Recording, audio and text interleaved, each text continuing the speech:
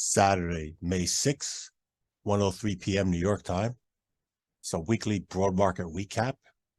So we'll look at the broad market futures, weekly charts, take it down to the faster time frames, see where the triggers were this past week for swing trades. And also, if you were not aware, this past Wednesday, the Federal Reserve made the public announcement what they were going to do with interest rates and decided to change them again by raising them a quarter. So we'll see what price action that had. First, we'll start off with the S&P 500 futures. For the week, it closed red, made a higher high and a lower low. Huge wick on the bottom. Supply zone closed inside of it. A lot of consolidation going here on bodies. And then the wicks are much longer on the bottom than on the top, showing that buyers stepping in to defend the S&P 500s. So one would expect it's going to have a breakout to the upside, higher probability, to make a new trend higher. Look, nice retest on here several times, and buyers stepped in and defended it. 10-year yield. Yep, made a higher high and a lower low than the prior week, but closed red, almost in the midpoint of the weekly candle. Yeah, that means indecision. We also have a huge consolidation here of downward trends. So one would expect that we'll probably have further downside.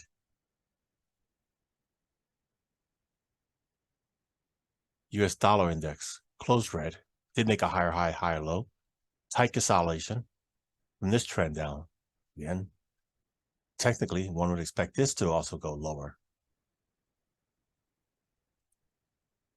Crude oil did make a lower high, lower low, closed red, huge wick on the bottom, inside this zone, supply zone. Buyers stepped in here, held it up, very nice.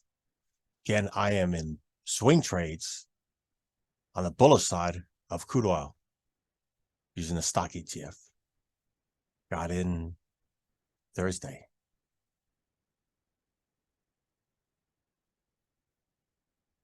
Oops, update that. Yep, that was midpoint of that green candle. So let's just outright remove it. It's done. Gold futures closed green, higher high, higher low. That's nice. Broke above this supply zone. Also tested this one here. Look what it did. It formed a huge tail on top. So bullish pin bar. So this consolidation and this bullish pin bar may be a stop hunt, a bearish stop hunt to see a retracement to the downside. Yep. And the euro, the inverse of the US dollar. Look at that, trending up, consolidation. Very suspicious here because tight little bodies, big wicks may be distribution. Let's remove that one too. Broke up of that. British pound also looking stronger than the euro. Nice. Higher high, higher low. Again, look at the euro. Much more of a consolidation. Closed red, did not make a higher high. Made a lower low, lower high. Again, the pound strong. Strong like bull. You think that has something to do with the monarch leadership changing? It might be just short-term bullish bias. Or are they going to retake over the world again? Wink, wink. Australian dollar. Yep. Again, former colony of the Brits, of England, United Kingdom. Tight consolidation, higher high, higher low. Above that supply zone. Again, still the trend is down, consolidation. Massive consolidation for many weeks here. And the Canadian dollar, also former colony of the United Kingdom. Made a higher high, higher low. Huge body.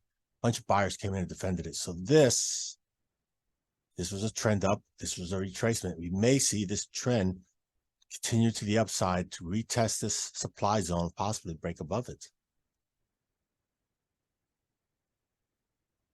Let's go take an intraday to the 4-hour.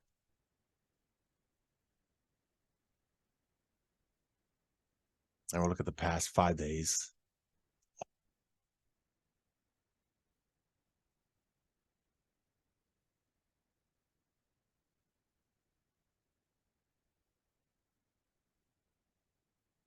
Sunday evening, Monday regular trading hours, Monday evening, look at that tight consolidation.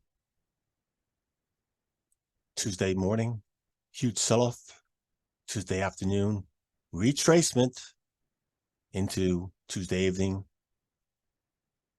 Wednesday opening, and Wednesday afternoon, even a higher high, deep retracement up here. And then that, again, huge impulse move, sell-off, breaking that swing low into a supply demand zone of buyers. That was a bullish area, nice. But again, huge impulse move down. Won't expect that retracement, which occurred. Supply zone of sellers, inside candle, reversal, nice trigger. Went down again, tested what? This swing low, broke below it, closed above it, like a bullish pin bar almost. Yep, consolidation for several candles, nice reversal. Very nice. 10-year yield, yeah. Sunday open, Monday pushed up higher into the supply zone. Bearish pin bar, consolidation, impulse move down. What a weak retracement. Yeah, really weak. And then another impulse move down, continue momentum into the supply zone. Reversal, again, federal interest rate were changed that afternoon there. And then that reversal, again, tested what? Supply zone. Demand zone. Inside candle reversal. 10-year yield. That was interesting. That took off like a rocket ship. Sunday night, Monday, big impulse move up. Monday evening consolidation. Tuesday morning, pumped it up, and huge sell-off. Oof. And then all the way sold off into the announcements of raising interest rates, continue going lower. That was Wednesday night. They pumped it up. Thursday morning, consolidation, sold off. Again, what a reversal here. Friday morning, it pumped it up to take out the high. Thursday, and then the impulse moved down.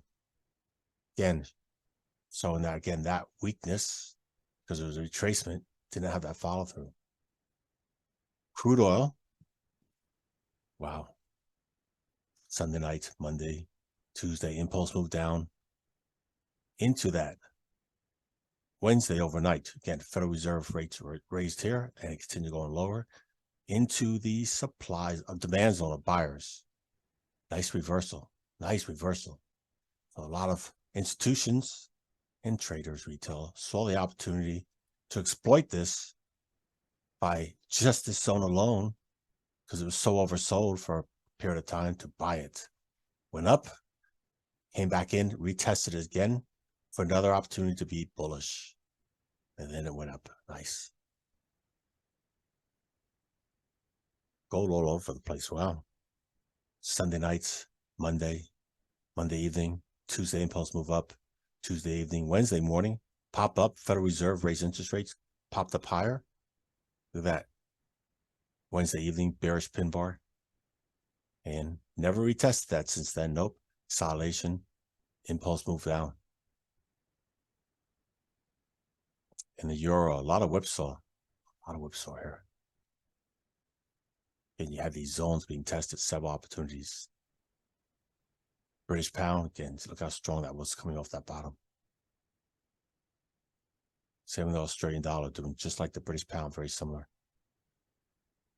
And the Canadian dollar, a lot of green. Okay, now let's take it down to the faster time frames.